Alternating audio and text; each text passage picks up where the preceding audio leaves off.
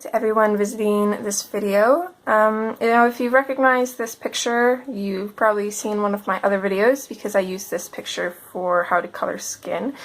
And since then I've colored a lot more pictures and have gotten decently better at coloring skin. I look at this and it actually makes me cringe. I wish I could redo it.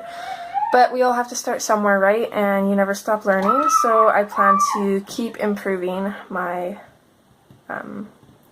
techniques and just how my skin looks overall. But anyways, I've been asked a few times on how to do sunsets and how I color clouds. So I figured that this picture would work perfectly since I'm trying to get all my work in progresses done before the new year anyways. So this will actually help me out as well. So first thing first, we're going to start with the sunset, I think. And now usually when the sun is setting, your sun is down here. And when the sun is rising, your sun is down here. So usually where the sun is, it would be lighter and then it would get darker as you go up. But since my sun is up here and I wanted to do a sunset, technically it would be darker towards the bottom. Or technically this really wouldn't be a sunset at all. But I'm going to make it a sunset. So I am still going to have it light at the bottom and dark at the top. Another reason that I wanted to do that is because of this light. I kind of want to have it kind of white, I think. I'm not quite sure how I'm going to do that, but I want it darker at the top so that the light stands out. So that's how I'm going to do this.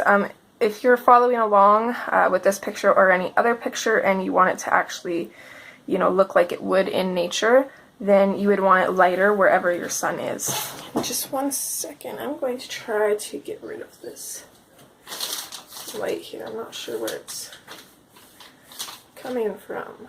Where? I don't have blinds up on my window just yet, so I just taped the Amazon brown packaging paper to my window and it works perfectly. So anyways, starting on our sunset, I'm going to start with the darker colors, I think, and I hope it doesn't bother you guys having it like this. You know what, maybe we'll be okay. I don't need my clipboard. So I'm just going to start in at the top here and I'm just going to very lightly just bring the color down. So we've got 6 colors to try and fit in here. So I'm going to try to fit them all in. Probably going to bring this color down to about the middle of this cloud here.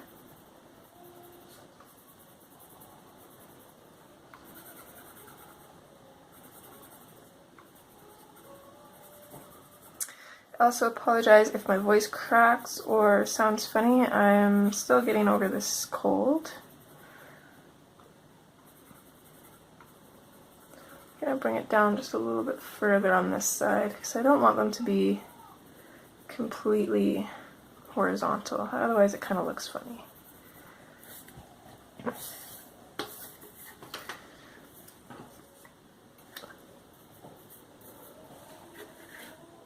So next I'm going to go in with the mulberry and I'm just going to go over the black grape a little bit. And then we'll bring this down.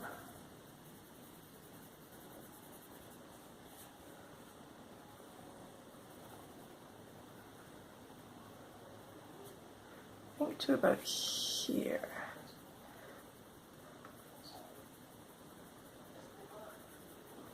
I'm not keeping my lines completely straight.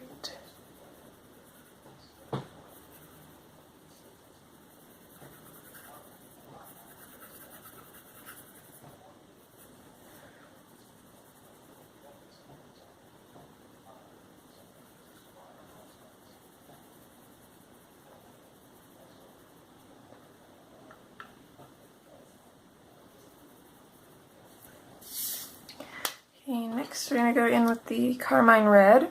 Oh, excuse me. And we're just going to keep doing the same thing. Going to layer a little bit over the mulberry.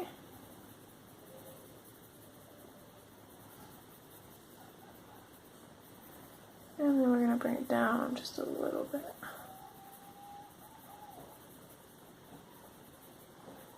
Probably to about here.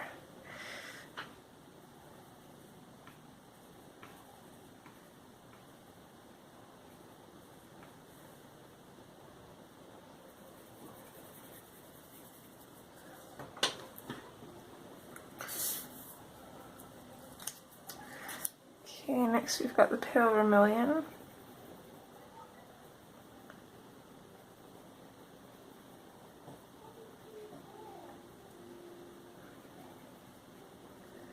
I'm just going to bring it to there. Then yellowed orange.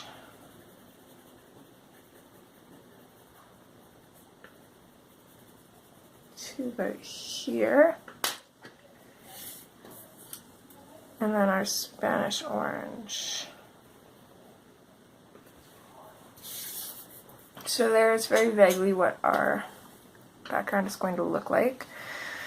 So now, since doing this and mapping out the colors, I know that I have to leave a little bit more room for these lighter colors. So I'm actually going to go backwards and work my way into the darker colors.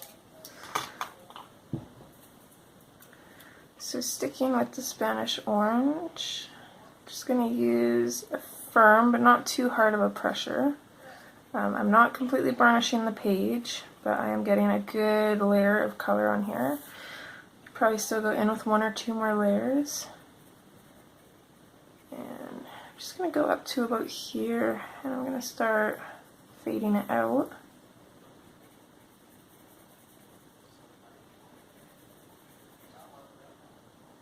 I'm going to go back in and just put another layer over here because there's no other colors going down here.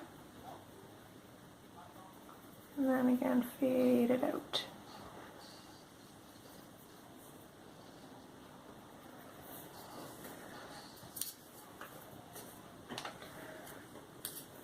So next with our yellowed orange, we're going to go over the Spanish orange a little bit.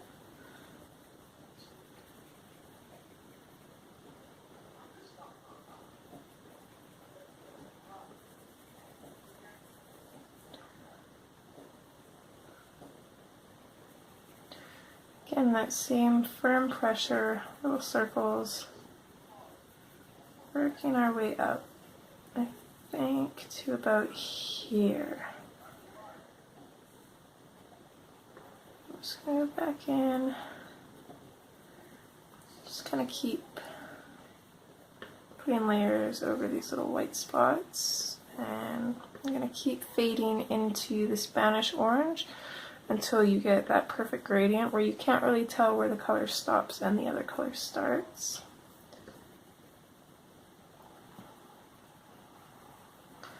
Again, fade out as you get closer to where we're going to switch to the pale vermilion.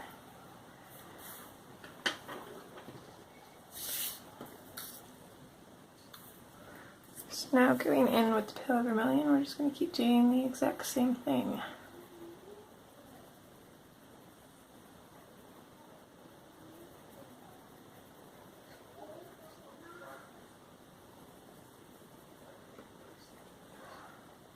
But what I do as I get into the darker colors, because you can see there's still a little bit of white here where we're fading into the yellowed orange, I'm actually going to go back in with the yellowed orange and I'm going to fade up into the pale vermilion just to get rid of those white spots there.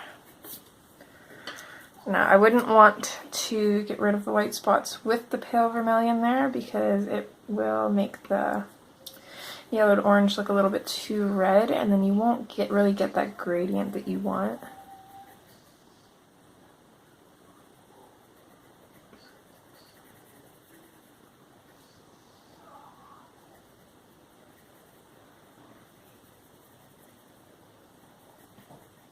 So I'm going to fade it up right about here. And for some reason I find that the darker colors require a little bit more layering to become opaque. Just lightly working around here, I'm not pressing too hard. Back to that firm pressure around here.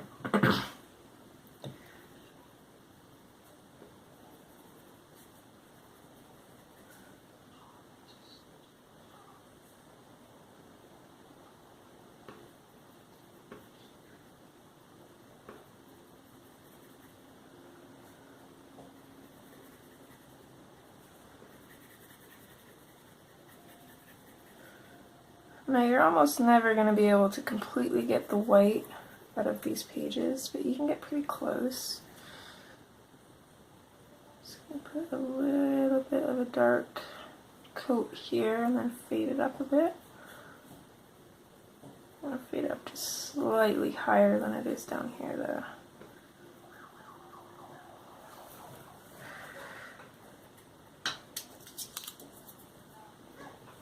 So next we're going to start going in with our carmine red. Oh, actually, let's go back to our pale vermilion for a minute. Just start working on this side now. And I'm only going to bring it up about halfway up these strands and then fade it out. I'm not even sure if you really would see the sunset, but I'm going to treat these as strands that are just kind of blowing away from the rest of her hair. So then after that, we'll come back in with the carmine red. Firm pressure up here, and then lighten as you fade it into the pale vermilion.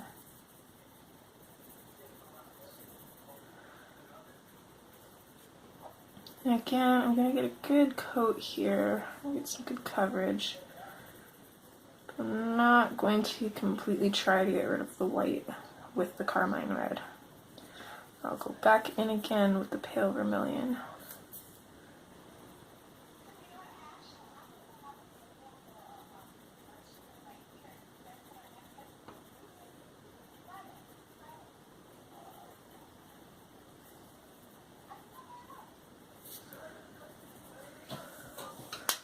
Okay, we'll go back in with the pale vermilion and just use a slightly firm pressure to fade into the carmine red.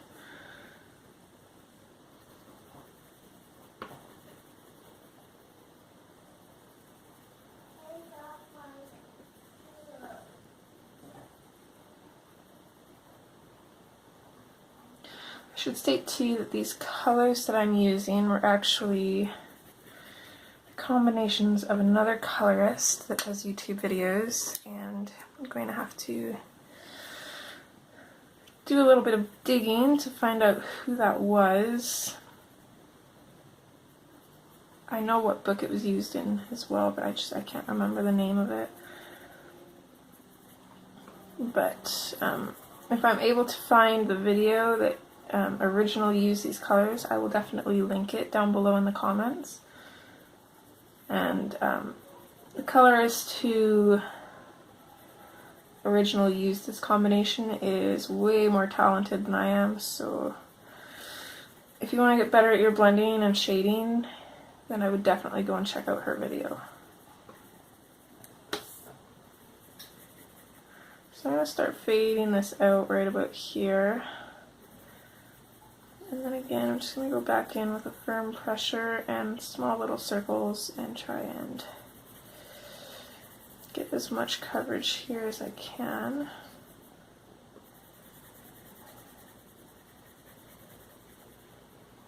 Lighter down here.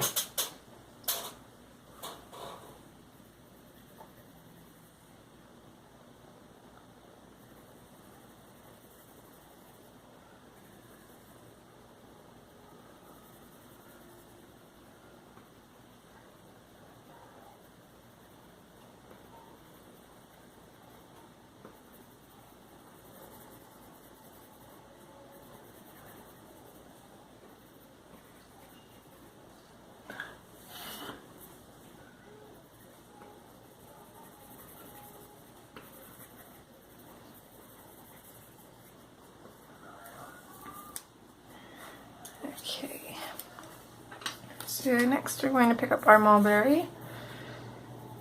And again, we're just going to do the exact same thing.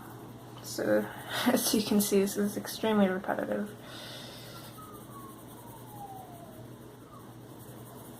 I'm going to lightly bring it down into the carmine red.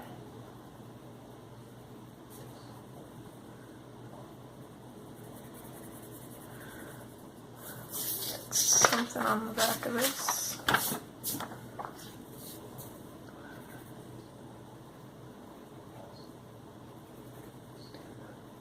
Firmer pressure as we go up.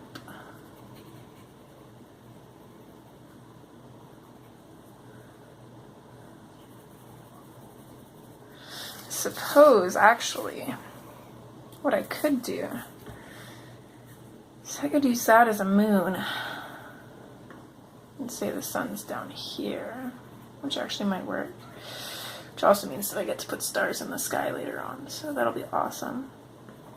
There will eventually be a speed coloring video of this because everything that I've started on tutorials, such as this picture with, I just did a skin tutorial on it, so it wasn't a full color along. Anything like that that I just did parts on, I'm still considering works in progresses, so anything that I've started on YouTube, I will finish in a speed color. And I know a lot of you do enjoy the real-time tutorials with the commentary, but there's also people who prefer watching speed color videos, and I myself enjoy watching speed color videos, especially while I'm coloring. So I just want to have a little bit of content for everybody. So next I'm going to go back in with the carmine red here. I'm actually going to bring it up a little bit on this side.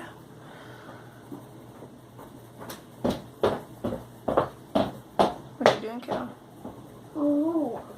Don't touch. Oh. Okay, go play for now, please. Go on. I want to eat. What are you doing? What is Mommy?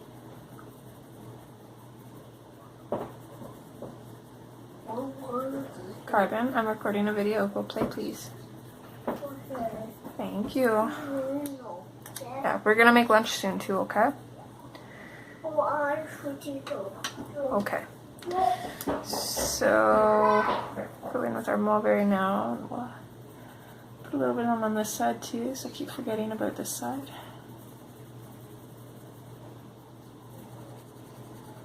Slightly fade that into the carmine red.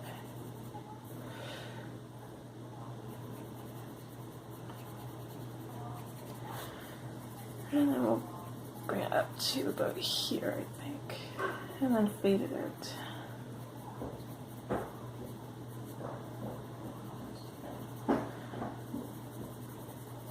Just layer in a little bit more around the middle where it's going to be the darkest. The darkest of this color, I mean. And then next we'll go back in with our carmine red and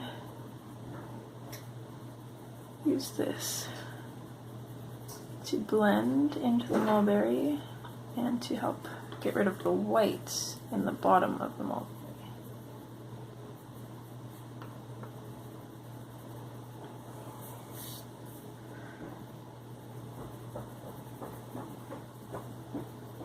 And we'll do the same thing here.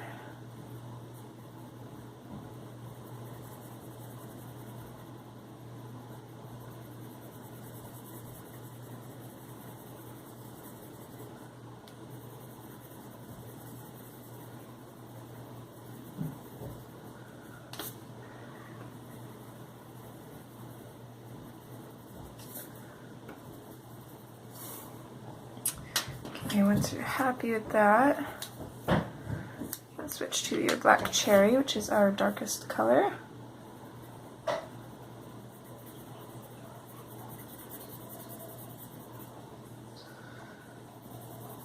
And I'm going to go really, really firm at the top.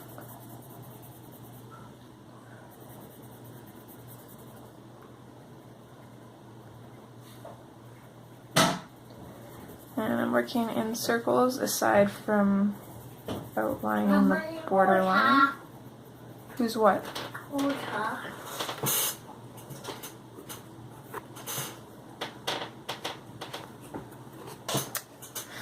Okay, get a little distracted by my little turdler. And I say turdler because he's in quite the mood today. So I'm going to start fading out right about here. I'm going to fade down into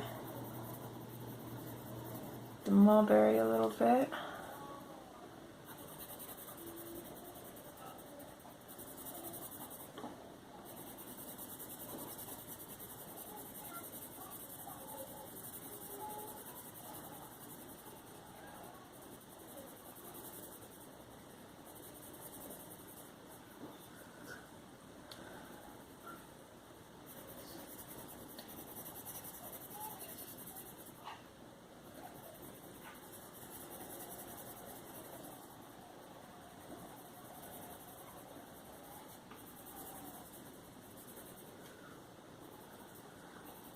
I'm going to keep layering around up here to try and get rid of as much of the white as possible.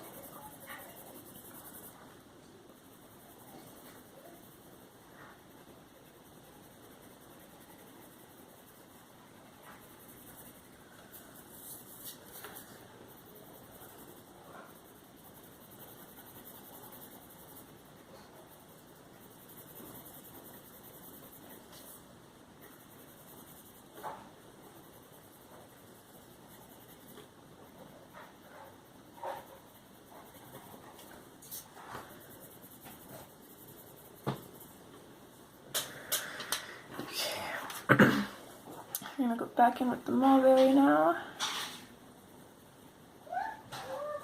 And using a firm pressure, we're going to blend into the black cherry.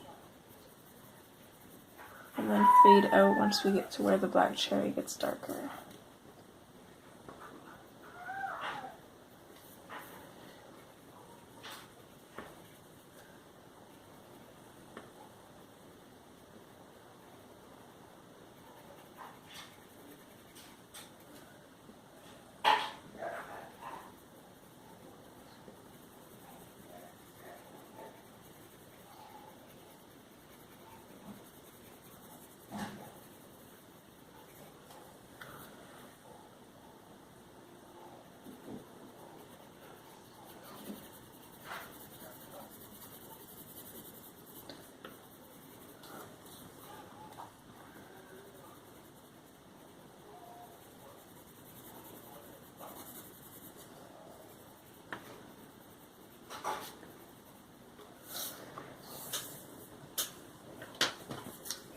Back in with the black cherry and just keep adding layers until I get most of the white out.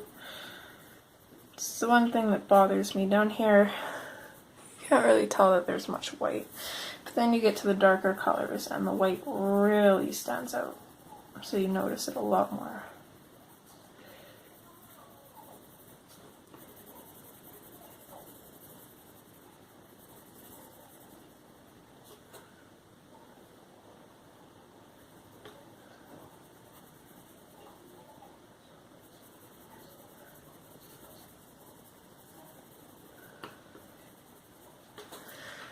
Now we'll just go back in with the mulberry one more time and just blend a little bit more up.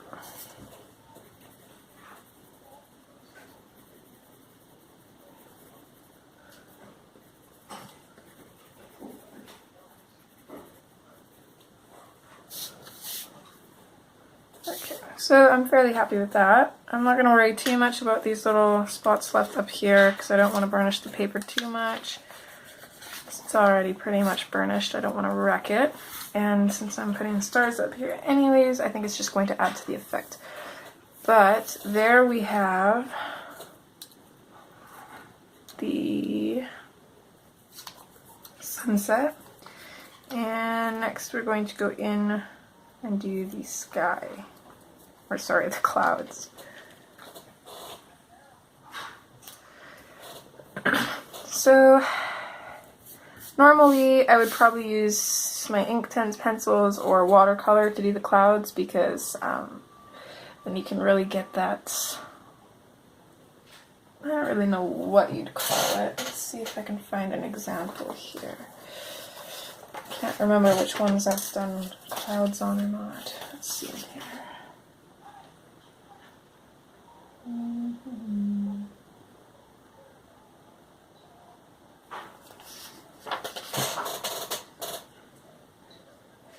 I'm going to pause this and find an example. So it's not the best example, but I was able to find one that I've watercolored, and that is Little Miss Delish from Mermaids, Fairies, and Other Girls of Whimsy. And I did watercolor the clouds, and you can kind of see that it almost gives them a bit of a smoky effect, and then I just go underneath with pencil to give them shadow. But for the sake of this video, I'm just going to work strictly in pencil. So another thing I would normally do is I would usually keep the clouds probably all the same color for the most part, but I think one of the requests, the woman who would like me to do this tutorial, was the different colors as well that you could color clouds, you know, instead of just plain white. So of course you could use grays, but in this I'm going to use some purple and pink combinations, some blue combinations. You could pretty much use almost any color, really. I mean, green clouds might look a little weird, but even then you could pass them off for like acidic clouds if you're like doing like a nuclear kind of thing. I don't know. Coloring is all about creativity, so let's see, I have 3 different color combinations I've picked out, and I've got 1, 2, 3, about 4 clouds, give or take. So, okay, I know what I'm going to do. I'm going to start off with this purplish pink combination, so I'm going to start with violet. And I think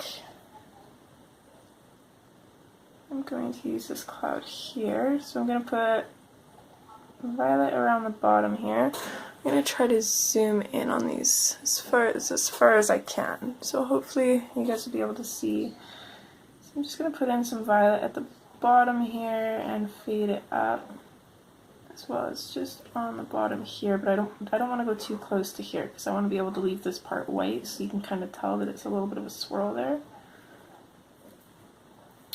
So I'm going to do this cloud, and I think I'm going to do this cloud up here as well. So I'm going to put violet on the bottom here and fade it up, and on the bottom here and fade it up.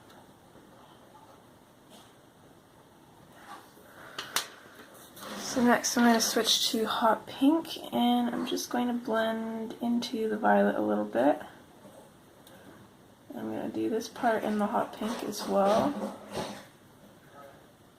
And then I'm just going to fade the hot pink out towards the top. Here I'm going to leave just this little tip of this swirl piece white, and then I'm going to fade that up. And then next we're going to go back in with our pink rose. And just kind of blend into the hot pink a bit.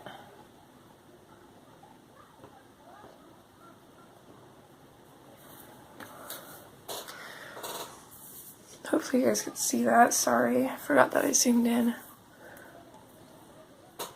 So there you get like a really neat effect of the clouds. I'm not going to go back in, I'm just going to keep them to one layer because it kind of makes them look a little bit messy, and I just like the way that it looks.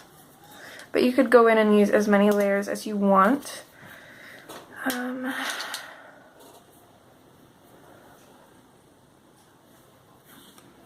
So what was my next combination? I believe it was that color. This and this. So this one is kind of a pink and yellow combination. It does have 4 colors in it. So I'm actually going to sharpen my mulberry pencil up a little bit. And my white.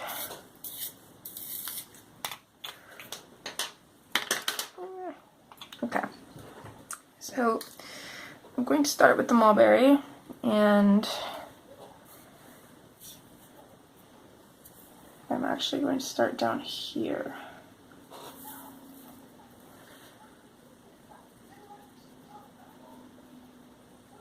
So I'm just going to fade on the bottom here, bring it up, darker down here.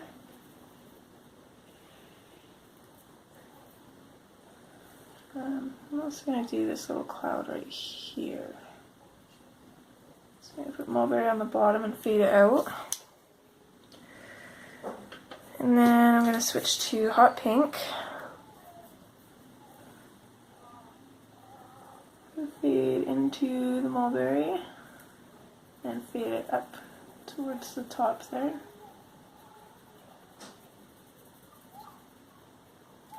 And I'm using a fairly firm pressure for this because, like I said, I only want to do one layer on these. So I'm going to bring this up around her tail, so up around the tail and fade it out, and then just slightly up around this rock as well and fade it out.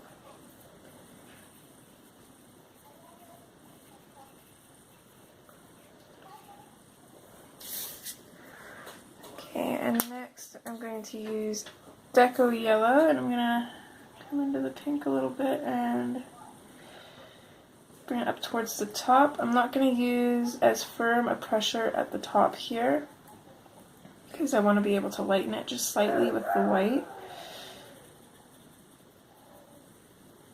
And then same with here. I'm going to bring it up and just fade it out near the very top of this.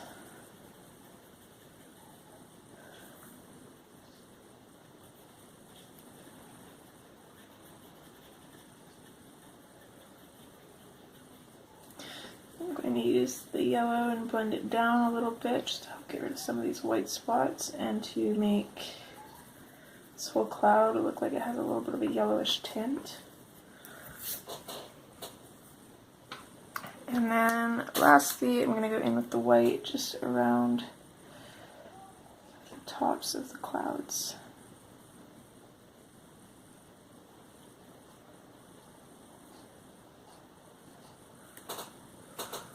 Just like that. Now, it looks a lot more orange on camera, but the pink really does stand out against the yellow. So for the last two clouds, we're going to be using a blue combination. So I'm going to start with Indum Throne Blue. And I'm just going to put some in around the side of this little cloud where this big cloud comes in behind it. Basically just going to outline the bottom and fade it out. We don't have too much room to work with there. Here I'm going to do a little bit of the bottom here, but I'm not going to bring it completely over, so I don't really want them to blend in too much with each other.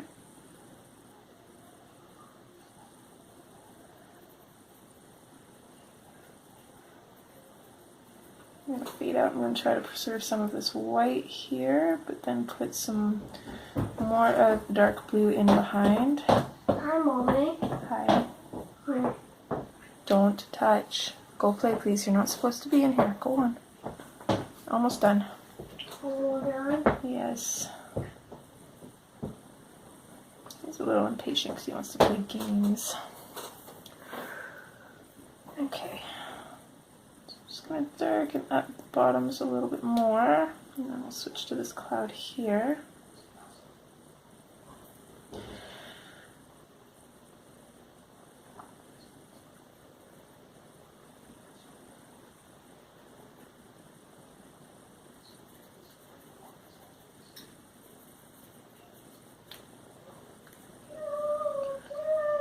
So just going to bring it up around the bottoms and then fade it out.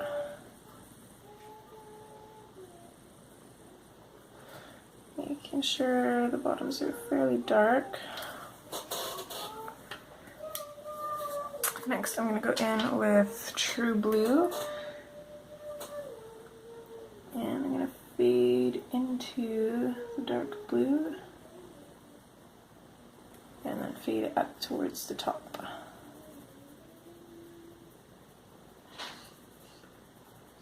I'll leave a little bit of white here at the top of this little piece.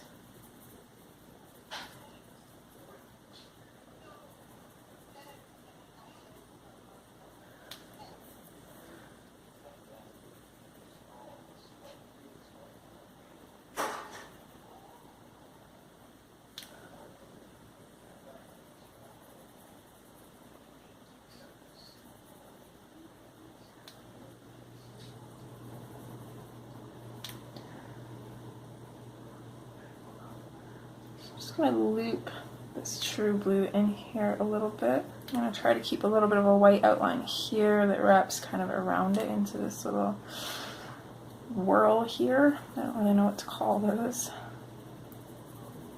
And then I'm just going to fade it upwards. Now, I would even leave it like this as well if you want to keep it like really white at the tops.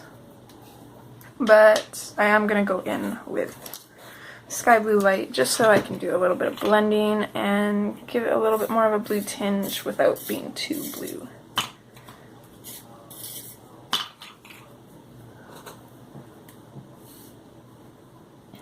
So I'm going to start in at the white areas because I want to keep them light, and then I'll start blending in to the true blue.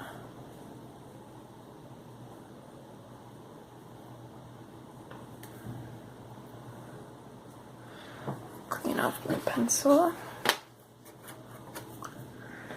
I'll do the same thing. Just go over the white, try to avoid the darker blues, and then start blending in.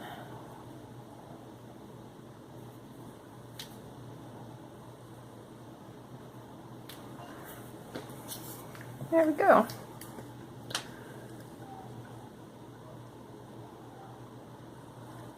So now here's our background. I am actually loving the different clouds. It really adds a lot of interest to the background, and that's not something that I would normally do. So again, it's kind of fun to experiment, and this definitely isn't one of my favorite pictures. I love it, don't get me wrong, I love all of Hannah's pictures, but it's just not my favorite. So I'm not too worried about ruining it. And sometimes I find that working on your favorite pictures is actually the best way to develop your skills and stuff, because you're not afraid to ruin them. If you ruin it, it doesn't matter. You weren't really attached to it. And you know, sometimes it actually really benefits you to color your least favorite ones, because you really go outside your box and outside your comfort zone, and then you can really see what you're able to achieve. So now, knowing that these different cloud effects actually could look really cool, I would probably do that on a picture that I actually like, because I know that it's not going to ruin it. So I hope you guys enjoyed this short little tutorial. Keep an eye out in the future for the speed coloring of finishing the rest of her. Of course, the skin tutorial and the sky tutorial will be included in that. But yeah, if you guys have any questions or any requests that you would like to see done or anything, just let me know. And that's about it. So take care, guys. Bye.